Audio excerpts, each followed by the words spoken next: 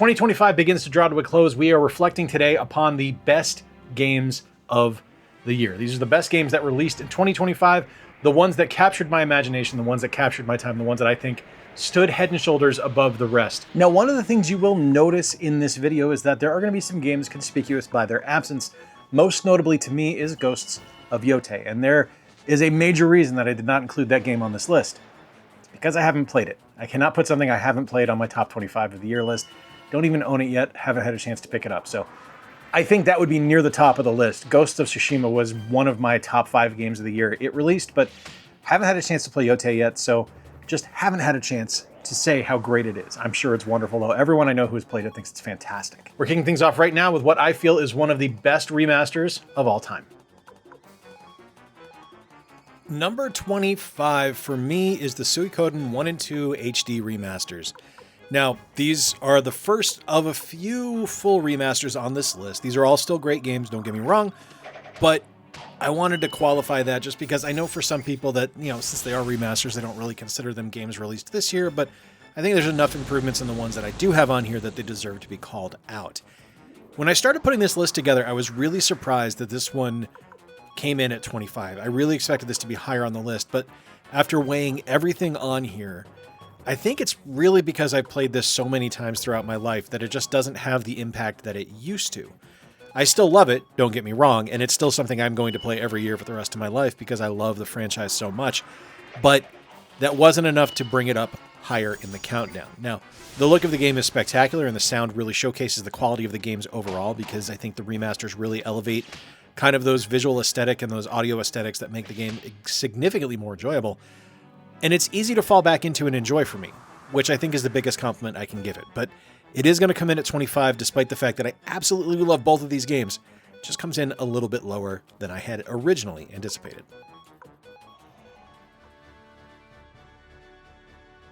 Number 24 brings us Final Fantasy Tactics: The Ivalice Chronicles, and I love this one. Again, another remaster, but in this case, I think this one does a little bit more than the Suikoden 1 does.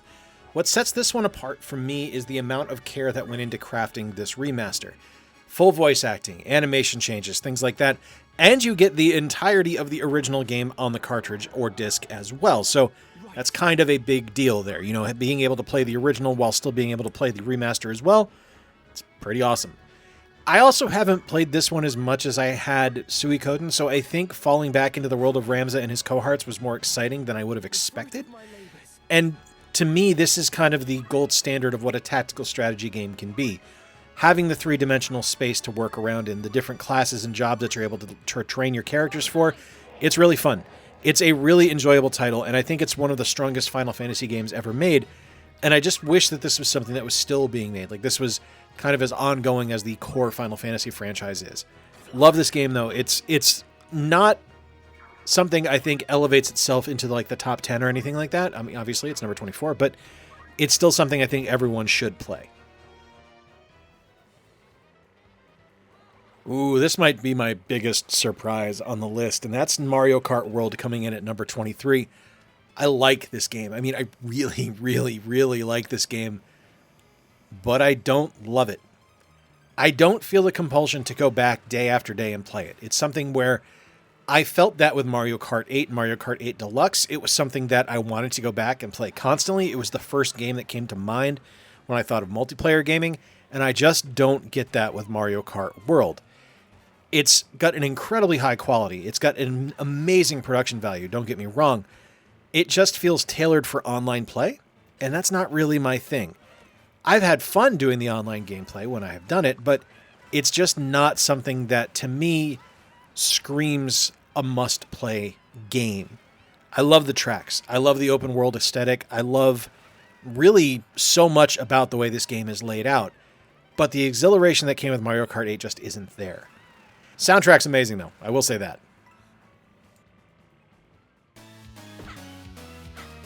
I have waited a long time for number 22 on the list. This is Shantae Advance. And as much as I love this game, and I think it's great, it is an absolutely excellent game, it's kind of like Mario Kart World. I really like it, but I don't love it. It feels like a huge step backwards from what we got with Half Genie Hero and Seven Sirens, which Yeah, I mean, it actually is. This is a Game Boy Advance game. It's not something that was designed for modern consoles. And I understand that. And it's still a top-tier game. Like, it's Shantae, it's Way Forward, it's amazing. It's just not grabbing me the way that Seven Sirens, Half Genie Hero, and Pirate's Curse did. Like, even Pirate's Curse, going back to the 3DS, feels like a significantly more advanced game, no pun intended, than this one does. And I still love it. It's still fun, and it's still fantastic, and I can't wait to actually own a physical copy of it, but it just doesn't quite grab me the same as those other ones. It's still, like, top tier, like I said. It's still something that's in my top 25 of the year. It's just not upper echelon like the other ones were.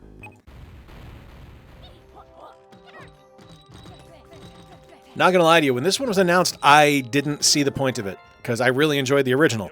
This, at number 21, is Yooka-Replay-Ly. I loved the original Yooka-Laylee. I thought it was a fine game. I thought it got unfairly maligned by people, and I didn't understand why we needed a remaster and why we needed a retouch, but getting the game in hand, I get it. I understand it now. The gameplay now is like completely wide open. You have all of your power-ups from jump, so you don't have to go through kind of the rigmarole of buying them and going like that. So you're able to just go, like run from the start, and it's fantastic. The look is updated and it looks so much better. The controls feel stronger. I don't know if they did any updates to those, but the game feels more responsive and more kind of intuitive the way you play it, and I really do appreciate that. Everything that made the first game fun is still present, though. You know, the humor's there, the music is amazing, the solid platforming is present. It's just a fantastic update to an already great game. So you get a wonderful polish job on an already excellent title, and that's an A+ for me. Number 20 took me completely by surprise, because I had no idea that the Rogue Prince of Persia, which could technically be considered a 2024 game because it was on early access and PC in 2024, but didn't get its full release until 2025. So my rules, it qualifies. I had no idea this game existed. And I'm shocked at how incredible it is. Like, I like Ubisoft. I know a lot of people don't, but for me, I enjoy Ubisoft. But when they just kind of get it and they stick the landing and they just crush the overall delivery of it, I love it. This is a masterclass in roguelite platforming. The look and feel of the game is gorgeous. The characters are memorable and fun. The different quests and kind of things you have to do in each level and each part of the world that you go to is enjoyable. It's firmly planted in the Prince of Persia world while still decidedly being its own thing. And it's really the first time I've felt like we have blended together the original PC gameplay and the Sands of Time into a cohesive, exciting 2D platformer. I think that's something that should be commended, because when you look at that original Prince of Persia game and you look at what the Sands of Time became, they couldn't be more divergent. But this kind of puts those two together and it works. It's a lot of fun. I know this one's going to be higher on everyone else's list out there. I know that everyone loves Hollow Knight Silksong. I know this was one of the most anticipated games of the year. And I just don't care as much as other people. I was not a fan of the first one. I thought it had its charms, I thought it had its merits, but it wasn't something that I ever really felt drawn back to after playing it the first few times. It was just, I was like, okay, yeah, it's just kind of another platformer. I didn't care about the characters, I didn't care about the world, it just didn't work for me. It wasn't something that connected to me. So this one, to me, grabbed me because it was so much more refined than the original. It's hard as hell, at least for me. So it does drop down the countdown a bit just because it can be a little bit frustrating and a little bit kind of aggravating to try to work your way through. But there's no denying the overall just unbelievable aesthetic that this game exudes. It's stunning to look at. The sound is amazing. The gameplay is incredibly solid and really fun. There's a great challenge in all areas throughout. It just connects to me more than the original did. It's not something that I really feel is like this kind of crazy brilliant game that most people do. I just think it's really good. Man, between this one, Ninja Gaiden Ragebound, and Ninja Gaiden 4 released this year as well, fans of Ryu Hayabusa are eating good in 2025. This one comes in at number 18, and this is one of the best updates to a classic franchise I have seen in years. There's a high level of difficulty just built into this game from jump, so it's got a nice blend of, I just need to have one more try versus, after this game I quit. Like, it walks that line very carefully, and it just makes you want to keep pushing forward. If it was just a little more difficult, it would be frustrating. You wouldn't want to play it anymore. But it has that right balance of still having a good challenge, but still being intriguing and exciting and you wanting to keep playing it.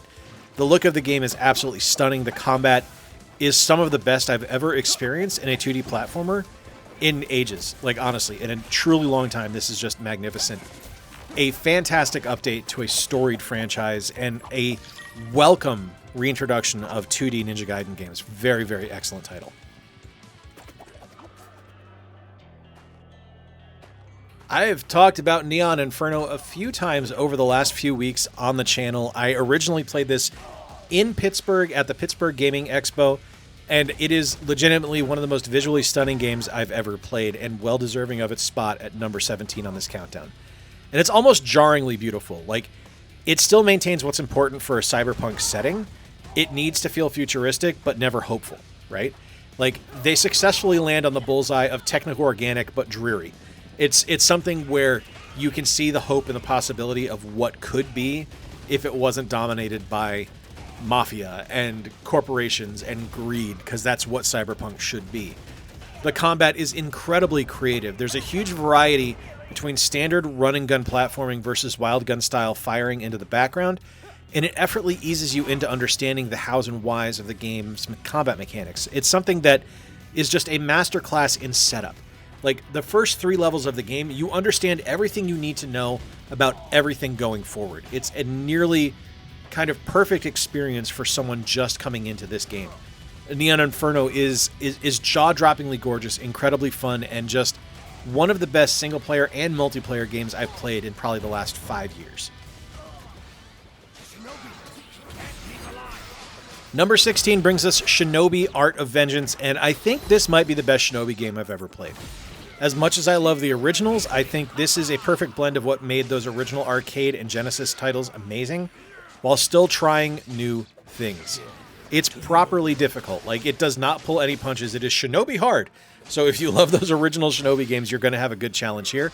It feels a lot like The Messenger with how upgrades are purchased and acquired, and that's a good thing for me. Like, anything that's going to ape off The Messenger is good for me. Like, it's something that's a great game to borrow from, because it borrowed heavily from games like Shinobi and Ninja Gaiden. So bringing that kind of full circle back to Shinobi is a perfect fit. The combat is incredibly fun and difficult, but not so much that you're not going to want to keep playing. It also walks that fine line, much like Ninja Gaiden did. I feel this one elevates itself a little bit more than Ragebound did. It's just a wonderful, wonderful game with a great look and feel, and something that is a great continuation of the Shinobi franchise. It's absolutely fantastic. Number 15 brings Marvel Cosmic Invasion, which is easily one of my favorite games of the year. And the fact that it's not in the top 10 should tell you how great of a year it was for video games. This was a spectacular year for releases. I know a lot of people were upset that we didn't have a lot of exclusives and things like that for stuff for the Xbox Series and the PS5, but there were so many great multi-platform games that we all ate well. We all had a great time, and we all just had amazing video game experiences. I love this game in particular for its look and its sound. The visuals of the game are fantastic. They feel a little bit Capcom, but still having their own kind of distinct visual style. Like, you can tell this was done by the guys that did Shredder's Revenge, right? Because they feel a little bit Ninja Turtle-ish at times. Like, you kind of get those same kind of expressions and kind of those animation sequences that you got from Shredder's Revenge. But I love the addition of having the classic voice actors in the game reprising their roles as some of these Marvel characters. I think that's fantastic. The combat is spectacular. It feels just different enough from Shredder's Revenge to make itself be unique when compared to that game. Both of them are fantastic. Both of them are exceptional beat-em-ups. And this one is an absolutely incredible title. It's just not quite top 10 material this year. And that's okay, because we did have some amazing games.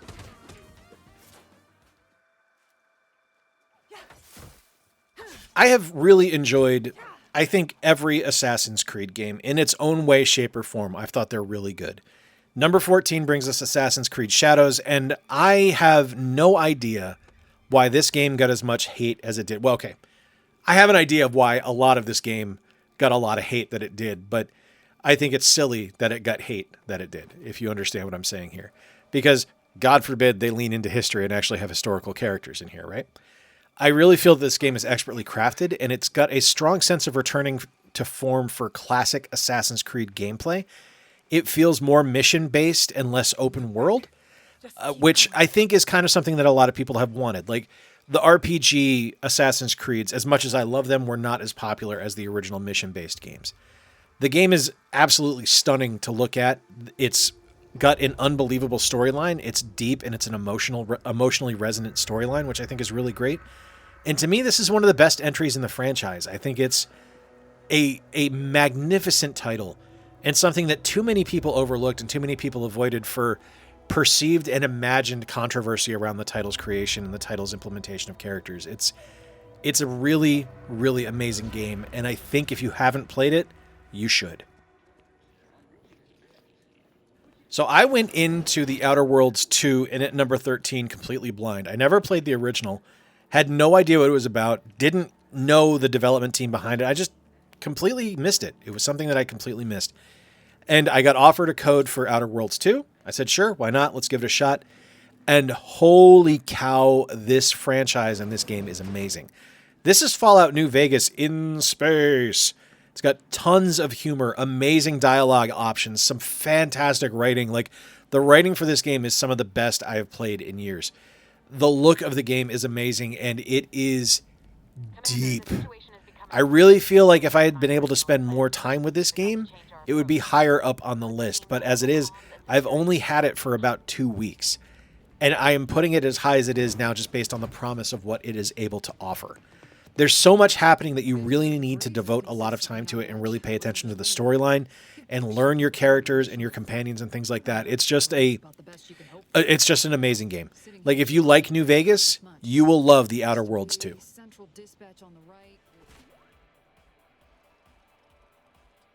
In at number 12 is our last Nintendo exclusive for the year, and that is Donkey Kong Bonanza.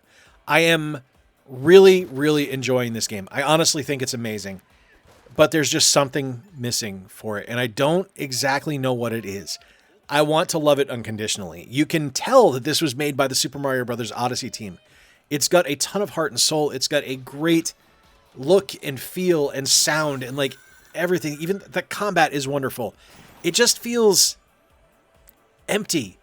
I don't know. The destroying of the levels is really fun, but I feel like they just relied too much on that instead of kind of giving us a great storyline overall. Like, I was intrigued to find out what happened with Pauline, but the stuff with Pauline was just set dressing to wreck the world, as far as I was concerned. And I do think that this is a must-own for any Switch owner, but it's something that I think people need to be aware that if you're looking for something to learn more about Pauline, you will, but it's not the focus of what's going on. The focus is to just wreck shop and find the collectibles in every level. It's still enjoyable. It's still excellent. It's just not quite Odyssey levels of excellence. Oh man, number 11 makes me so happy because, oh my God, SNK is back.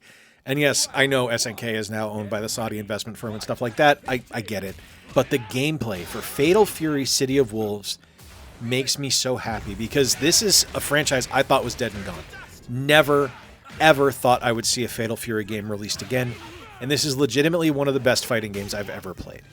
The look and the feel of the game is amazing. The fight mechanics are balanced and enjoyable.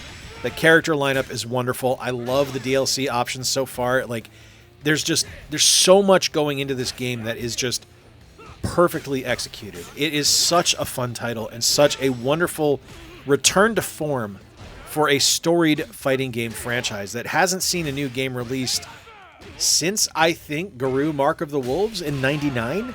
So, like, we're going on over 25 years here of no Fatal Fury games, and that's a huge shame.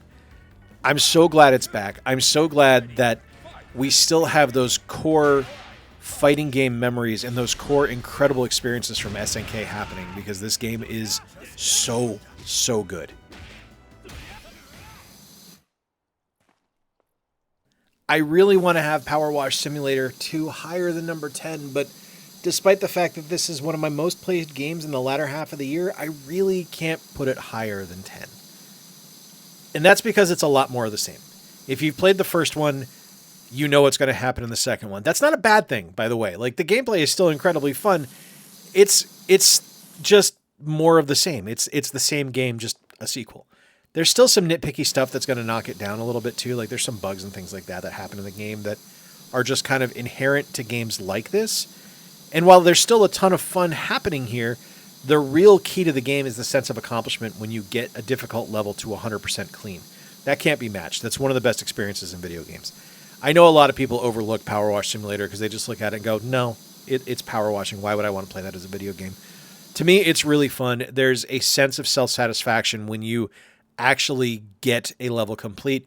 There's a lot of really fun design levels as well. And just like the Muckingham people being as disgusting and filthy as they are is really enjoyable to be like, oh, you guys, you're so gross. I need to clean up after you. There's a lot of great stuff here. It's just not quite higher than 10 to me overall. Number 9 brings us the latest entry in the Octopath Traveler series, Octopath Zero, and if I had more time with this game, it would be higher on the list. I am shocked that this is based on a mobile title. This is a mobile game that has been converted into a full console release. All the gacha stuff has been removed at this point, so it's a straight-up RPG, and there's a lot of just incredible stuff happening in this game. The storyline is incredibly deep, and there's some very heavy moments in play that happen in this game. The visuals and the music are spectacular. The biggest complaint I have is that the voice acting can be a little bit annoying and overdone. Like, it's very clearly done by people that have been directed to act like an anime character. That's your thing. Great. It's not really my thing, so to me it's a little bit much. But it's still good. Like, it still works. The combat in the game is fantastic. I'm just really impressed with this. And honestly, I'm shocked at how much I'm enjoying the city building aspect of it. Like, I didn't expect to enjoy that nearly as much as I do. Like, I felt that was going to be tacked on. And, I mean, it is in a way, but it's still enjoyable. Really, really solid title and a great continuation of a fantastic franchise. If you had asked me in January of 2025 what my game of the year would be at the end of the year, I would have said this one here, Hades 2. As it is, it comes in at number 8. There's a few things holding it back. Nothing major. Nothing like, there's no glaring, obviously, things wrong with this game. It's just, there's just a few small nitpicky things that hold me back. There's an absolutely stellar list of games ahead of it, being first and foremost, like keeping it from being higher on the list. And I think that Melanoi's story just isn't as intriguing as Zagreus's was in the first game. And the world just doesn't feel quite as interesting as it did in the first game as well. Like, the environments just aren't as visually appealing to me, I guess, as the first games were. And I don't know. I think just the overall characters and the overall world design just doesn't grab me as much as the first one did. The gameplay, however, is S+ tier incredible, and it needs to be experienced if you haven't played the original. This one is a great one to pick up and play.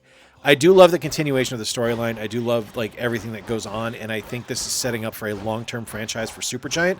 It's just, this one is just like, if the first one was an S+, this one's an S. Like, that's how solid of a title it is. Like, I am grasping for things to knock it down a little bit. It's an amazing game overall, though. You can't go wrong with it. Number 7 brings us our cozy game, highest on the list here, and this is Tiny Bookshop, and this is just such a joy to experience. Such a simple concept, too. Like, you have a trailer, you stock it with books, you sell the books, you talk to the people, you interact with your environment. That's it. That's the entire gameplay. There's some light strategy involved with which location you're going to go to and set up at, who you need to bring stuff to, things to find, stuff like that, but overall, it's basically that. That's it. I think it's incredible that there are so many actual books incorporated into the game where you actually like get summaries and titles and things like that. I think that's fantastic. Being able to talk to the different customers and experience their lives and the things that they're interested in is wonderful. Like, it's just such a breath of fresh air and such a truly charming and wholesome game that I love it. It's absolutely fantastic. I am just blown away by the quality and blown away by the overall concept of this game. It's amazing. There's a physical out now too, which I honestly did not expect to see. So look for that. It's an amazing game.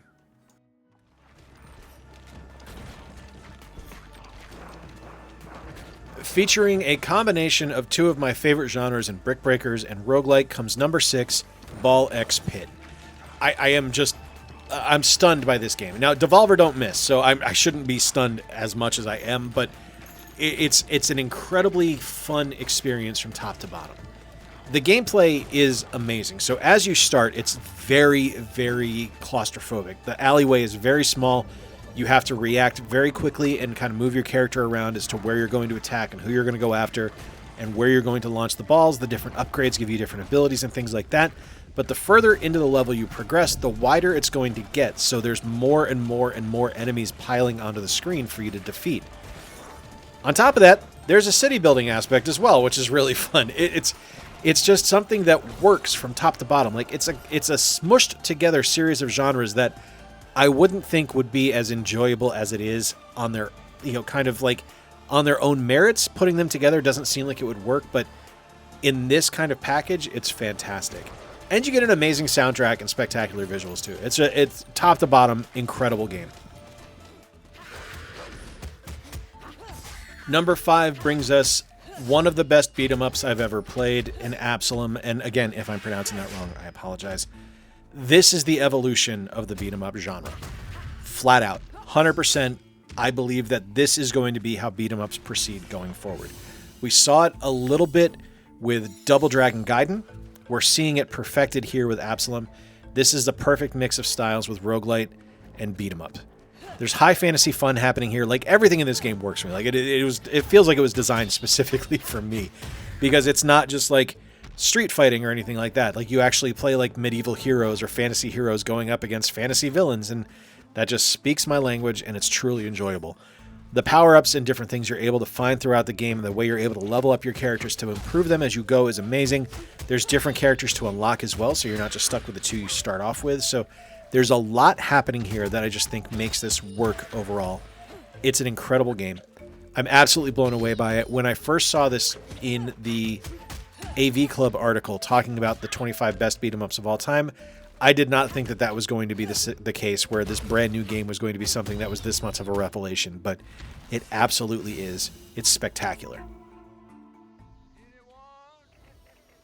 Who is that? Number 4 brings us South of Midnight. Now, I'm a sucker for a third-person action game. You guys know how much I love things like the Tomb Raider franchise, and I love Uncharted. So this one kind of was speaking my language here. And I love the story that this game tells. This one feels important. When I feel like a game has something to say that is beyond just like beat the bad guys and win, I feel like it's trying to say something important. And this one, to me, is an important game. First off, taking the stance of having an African-American female protagonist in the Deep South, exploring the folklore and stories of her family and of enslaved people in general in the past via her weaving magic, is amazing to me. And it's emotionally resonant and just deeply satisfying to see kind of the storyline and the story arc of the characters that you're experiencing their lives through. I love the graphical style of the game as well. Like, it feels different and it feels fresh and new. The music in the game is great. The voice acting is wonderful. Like, it's such a quality game, and I think a lot of people missed out on it, and that really sucks. Number 3, I think, is the newest game on the list, and that is Terminator 2D No Fate, which I had no idea was even going to be a thing. Had no idea what to expect with this one. The thing that I love the most about this game is I love how easily digestible and enjoyable it is. The levels are quick and easy, and they still give you a fun challenge, so it's something where if you've got only like 15 minutes, you can play a level of the game and then get back to work. It's a great break game, and I think that's a really quality thing about it. There's a bunch of different characters you get to play as throughout the story, which I think is really fun, and they all play differently, which is awesome. The look and the feel of the game is spectacular. Like, it feels like a Terminator 2 game that should have released when the movie came out. I just really appreciate the effort and the level of attention to detail that went into it. Like, there's so much stuff that is done kind of behind the scenes as you're playing that are just either nods to what the movie did that the game is now doing in kind of its stead, which I think is really cool. It's just a very, very clever title and a very, very well-designed game, and it is super, super fun.